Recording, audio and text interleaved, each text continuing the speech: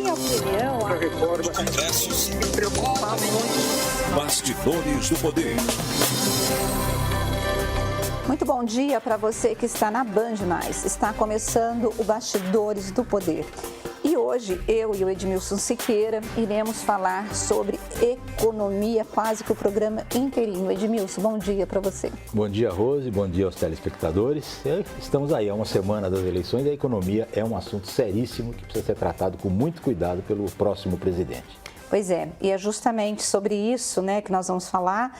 Por quê? Porque quando a gente olha para os noticiários, a gente acha que a economia está tudo bem com a economia. E, na verdade, nós temos inflação, nós temos desemprego, nós temos teto de gastos e uma série de outras questões que o próximo presidente da República, sendo eleito o Luiz Inácio Lula da Silva ou Jair Bolsonaro, que vão ter que haver aí com a população, porque a população quer emprego, a população quer pagar menos no tomate, no arroz, ela quer ter dinheiro para poder ir ao cinema ou até para poder comprar comida, né? E é justamente sobre isso que nós vamos conversar com o Pedro Henrique Rico Oliveira. Ele é fundador da Delta Investimento e ele já está conosco. Pedro, bom dia, bem-vindo ao Bastidores do Poder. Bom dia, Rose, Edmilson, telespectador. Bom, eu decidi, né, eu e o Edmilson, nós decidimos falar sobre economia neste programa, porque para nós é um tema extremamente importante e que mexe com a vida de todo brasileiro. A primeira pergunta que eu faço para você é, diante de um Brasil que você vê hoje, né, quais são os grandes problemas que você separaria que o próximo presidente vai ter que se haver logo que ele sentar na cadeira a partir do ano que vem? Perfeito, Rose. Entendo que o mercado financeiro ele espera um postural de toda a equipe, seja econômica, seja de plenário, para trazer a confiança de novo para o Brasil. O investidor, principalmente o estrangeiro, para investir no Brasil, ele precisa de confiança, principalmente sobre as contas públicas e, como você bem colocou, numa inflação controlada, num PIB crescente, numa desalavancagem e, principalmente, num respeito a teto de gasto, à democracia, entre outras visões macroeconômicas para o Brasil se vender lá fora, e localmente falando através do consumo das famílias, da população. Então, você tem algumas vertentes nesse sentido. Basicamente, ali, o desinvestimento das famílias não gera poupança. O brasileiro hoje não tem como sustentar uma inflação ao ponto de corroer o poder de compra e é o que está pegando um pouco as famílias. Consequentemente, para gerar emprego e renda, o governo precisa gastar mais. E a gente já se vê numa situação de um aperto econômico das contas públicas, muito próximo a, eventualmente, teto de gastos. E algum dos candidatos ali até demonstra em sua campanha e ratifica que não respeitará o teto de gasto. Falando de mercado, não é uma visão muito benéfica para o investidor olhar para o Brasil e não ver algumas normativas a serem seguidas, eventualmente por um candidato ou outro. De uma maneira geral, então, vocês olham para o plano de governo, talvez, do Bolsonaro ou do Paulo Guedes mesmo, seja lá o que for, com um olhar mais otimista do que um eventual governo Lula, que é a favor aí da maior interferência do Estado na economia? Sem dúvida, o mercado gostaria sim de um pouco mais do mesmo. A gente acaba de deixar para trás uma pandemia, isso acabou afetando muito, basicamente, ali toda a indústria. Porém, o Brasil tomou algumas decisões, até por estarmos enraizados na nossa cultura, com o toque de caixa da inflação. Inflação alta já é algo que acompanha o Brasil por muitos anos. Tomamos decisões de apertos monetários antes de alguns países lá fora. Consequentemente, aqui a gente já vê um horizonte de queda de juros. E o governo atual, mais do mesmo, acaba podendo tranquilizar mais o mercado do que eventualmente um choque de uma nova gestão, principalmente ali com uma gastança um pouco mais desenfreada, nos atendo ali a algumas colocações do candidato Lula. Agora, Pedro, em relação à gastança, o candidato Bolsonaro também tem prometido, por exemplo, o auxílio emergencial, a continuidade. Ambos os candidatos têm prometido uma gastança para o ano que vem. Isso não vai refletir sendo eleito o Bolsonaro também? E onde que eles vão arrumar dinheiro? Legal. Algo que o Brasil acertou de governos para cá foi uma disparidade da equipe econômica e decisões dentro da equipe econômica e do Banco Central, paralelo a movimentações políticas, tá? Então, a movimentos populistas nesse sentido, tá? Então, o mercado hoje, ele gosta de um posicionamento do Guedes e de parte da equipe do Guedes, entre elas as reformas. Então, se falar de mais alocação de recurso, precisa vir, como você bem colocou, uma geração de receita. E, eventualmente, uma reforma tributária e administrativa pode compor um pouco desse caixa. Agora, essa reforma tributária, eu acho que é lenda, né? Porque nós já ouvimos há anos que o Brasil precisa de uma reforma tributária, e aí se chega a se discutir. Nós chegamos a ter, na gestão agora do próprio presidente Bolsonaro, 5, 6 projetos ou até mais, propondo uma reforma tributária. Chegou a se falar sobre IVA, né? A junção de todos os impostos, e nunca saiu.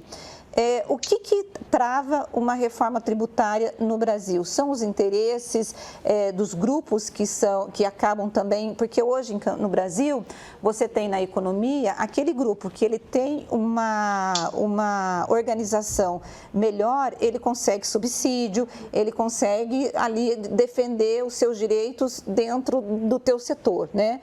Mas, por outro lado, nós temos uma reforma necessária que nós precisamos, mas que nós não conseguimos tirar do papel. O que trava e, dentro da tua visão, o que tem que ter nessa reforma tributária? Perfeito. Primeiro eu vou começar a explanar uma analogia comparando o Brasil com outros países.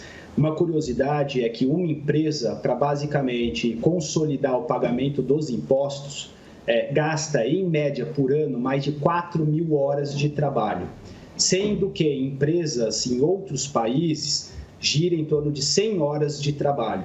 Então, a concentração e a consolidação da forma de pagamento é muito importante.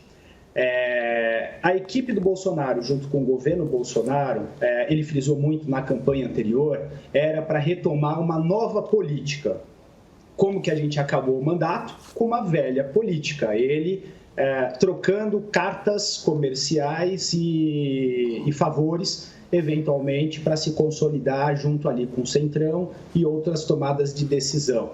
Então, enquanto o Brasil ele é indexado na política antiga de troca de favores, fica muito complicado você desfavorecer um grupo que hoje tem um pouco mais de poder ou está à frente aos demais, para consolidar todos no mesmo patamar. Outra curiosidade que eu trago é taxação de dividendo, que foi algo que basicamente teve uma morosidade nas tratativas no ano passado e nesse ano, e por isso que também não se caminhou. É algo que já acompanha o Brasil, digo, em décadas. Na década de 90, tentou-se tributar dividendos, e desde lá para cá não se conseguiu gerar receita em cima disso. Então, entendo que algumas políticas e algumas normativas atuais, principalmente troca de favores, para olhar para a população em geral, precisa ser feito. E algo muito sábio que o Paulo Guedes colocou foi favorecer uma tributação menor da renda de salário versus pagamento de imposto, uma tabela que não se mexe há anos, a carga tributária em cima de uma pessoa jurídica e uma carga maior sobre os sócios dessa pessoa jurídica, nada mais do que taxar os dividendos. Nós vamos para o intervalo e a gente volta daqui a pouquinho, então você não saia daí. Bastidores do Poder. Bastidores do Poder. Estamos de volta com o Bastidores do Poder e hoje nós estamos entrevistando o Pedro Henrique Oliveira, ele é fundador da Delta Investimentos. E Pedro, a gente estava falando da reforma tributária, mas tem uma questão que eu acho que é extremamente importante para quem está nos assistindo, que é a bendita tabela do imposto de renda. Pensa numa coisa, você pode dar risada, viu? Que eu vejo que você faz assim Pensa num negócio que eu odeio, o imposto de renda, porque eu acho que é muito injusta a tabela do imposto de renda e a falta, né, dessa atualização, ela tem tirado dinheiro de quem ganha pouco e, de fato, aquele que ganha muito tem pago menos. Ou seja, aqui no Brasil, eu acho a cobrança de imposto muito injusta. Você acha que é urgente essa mudança ou essa atualização, né, da tabela do imposto de renda? E por que o governo, que o próprio Bolsonaro havia prometido, não fez? Agora, nessa campanha, ele também está novamente prometendo. Você acha que o próximo governo, sendo Lula ou Bolsonaro, vão atualizar essa tabela? Rose, o meu riso aqui, a minha colocação é de nervoso, porque essa tabela, ela deveria sim ser super corrigida, e vou dizer por quê.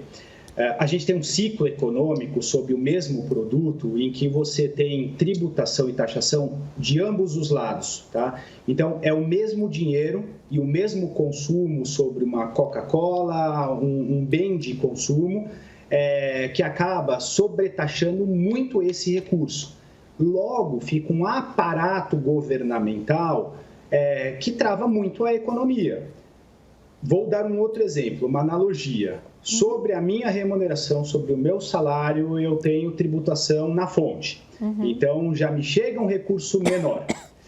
O produtor de um refrigerante tem os tributos dele. Logo, o preço encarece ali.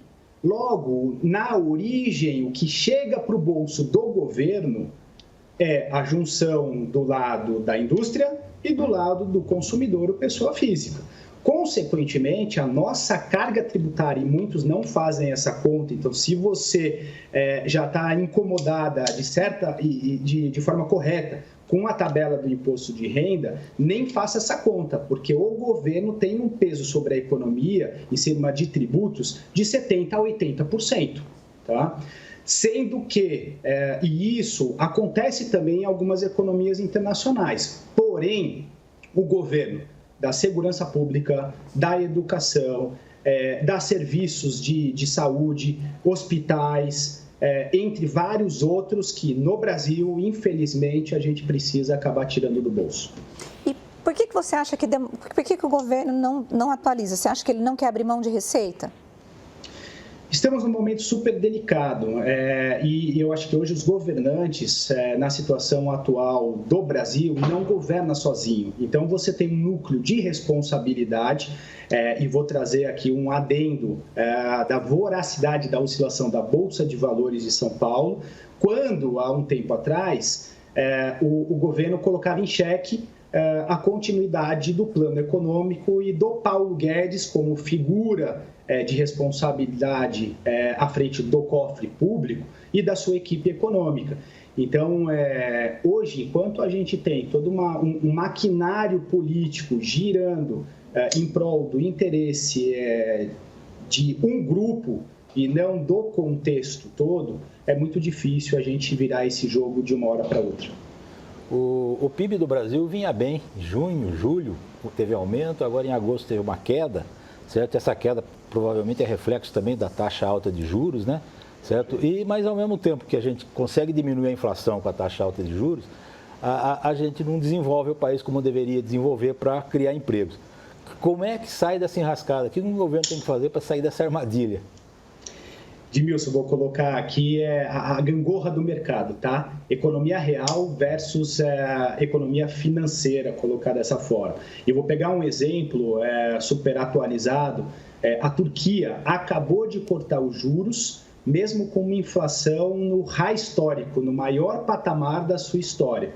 É o velho e bom trade-off da economia. Cada decisão é uma renúncia.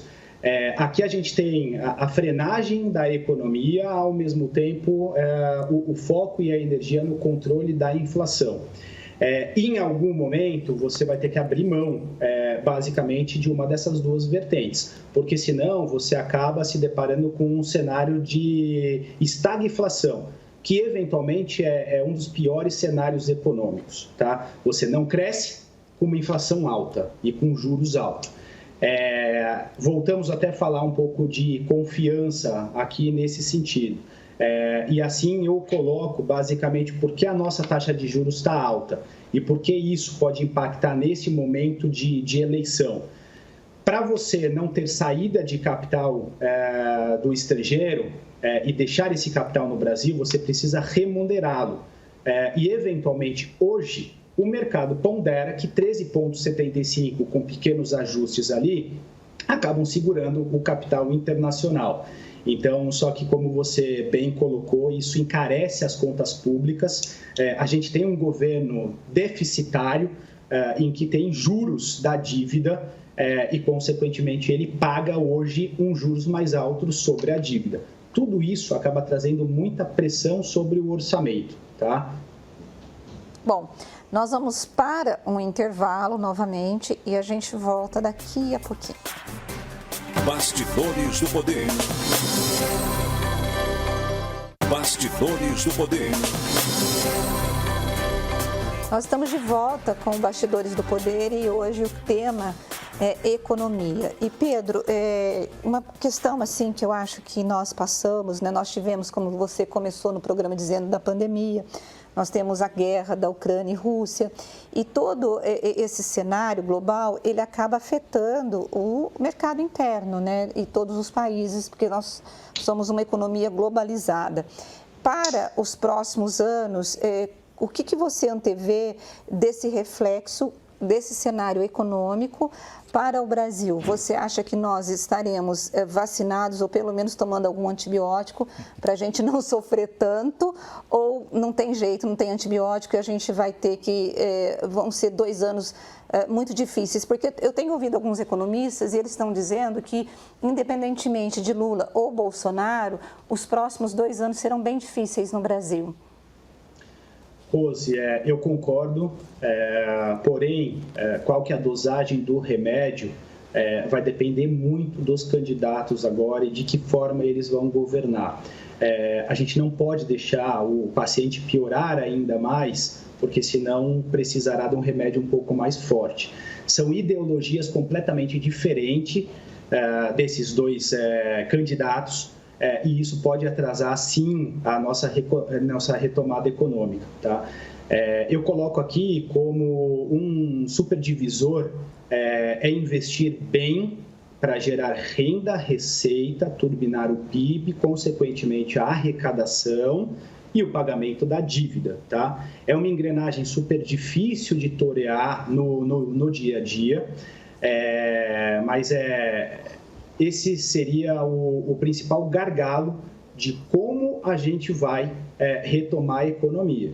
Diferente de crises anteriores, essa crise ela não tem dono, ela não tem um gerador. Não foram os bancos, como no subprime, que lidaram de forma gananciosa. Foi uma crise sistêmica da saúde, que isso acabou passando a riqueza do meio público para o meio privado. Ou seja, os governos, todos eles, uns mais, outros menos, até porque os cheques, o tamanho da conta que esses governos conseguem colocar na economia são diferentes, mas eles saíram de uma pandemia mais endividados do que estavam. Para você desalavancar essa paridade de dívida PIB, ou você aumenta o PIB, gera mais renda nacional, ou você gasta menos, paga a sua dívida e diminui a parte da dívida, tá?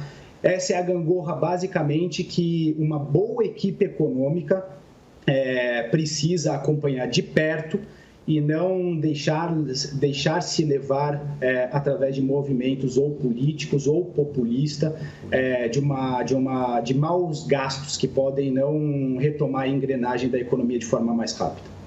Você acha que o Estado ele gasta mal e você acha que a privatização é uma saída para a gente poder diminuir o tamanho do Estado e isso acaba trazendo novos investimentos, gerando emprego?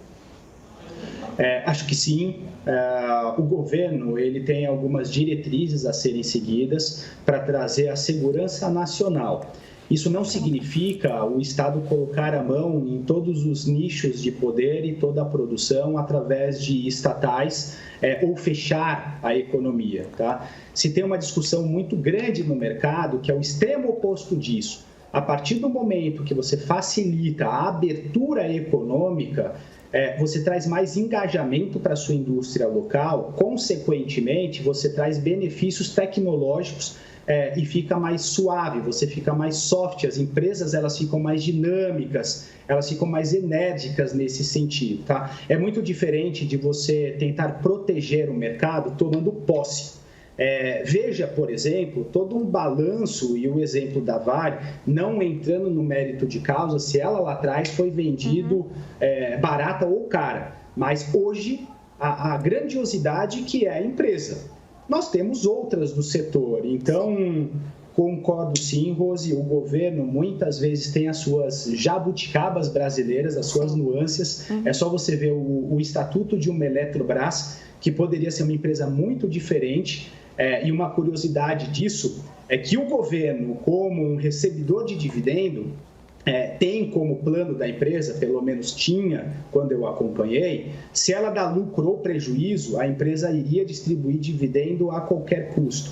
Isso é uma pura ineficiência, não existe isso no mercado corporativo, principalmente ali numa empresa duradoura visando o longo prazo. Bom, eu preciso encerrar, eu quero agradecer a tua presença aqui no Bastidores do Poder, muito obrigada e vamos torcer, né, para que nós tenhamos, independentemente de quem for eleito, uma boa equipe econômica para poder levar esse Brasil para o crescimento, desenvolvimento e diminuir o desemprego, né, Pedro? Eu que agradeço a participação, vamos juntos, vai dar certo, vamos passar por mais essa etapa da nossa história. Tomara. Muito obrigada. Bom, Edmilson, nós dois aqui, nós temos ainda um tempinho, mas eu só queria ganhar um tempinho para a gente poder falar sobre as eleições da semana que vem, né? Estaremos juntos aqui os dois, mas eu acho que vai ser uma semana tensa, né? A próxima, né? Pelas pesquisas, né? Estão quase empatando aí os dois candidatos, né? Já estão no empate técnico, então vai ser uma semana muito tensa e vamos ver o que vai dar, né? Eu espero que seja tensa só na teoria e não na prática. Pois é, mas eu acho, gente, que vai ser uma semana tensa para as campanhas, para o eleitor. Eu nunca vi uma eleição das pessoas falarem, estou muito ansiosa. Por quê? Porque é uma campanha que ela está muito polarizada e muito ali, um perto do outro. E eu acho que nós só vamos saber quem vai ser o próximo presidente no próximo domingo, quando as urnas se fecharem. E, obviamente, nós esperamos vocês aqui no próximo domingo, Edmilson. Até a semana que vem. Até a semana que vem. Bom domingo para todos. Bom, eu espero você, então, na semana que vem, aqui no Bastidores do Poder e no dia da eleição. Gente, tchau. Beijo para vocês. Tchau, tchau.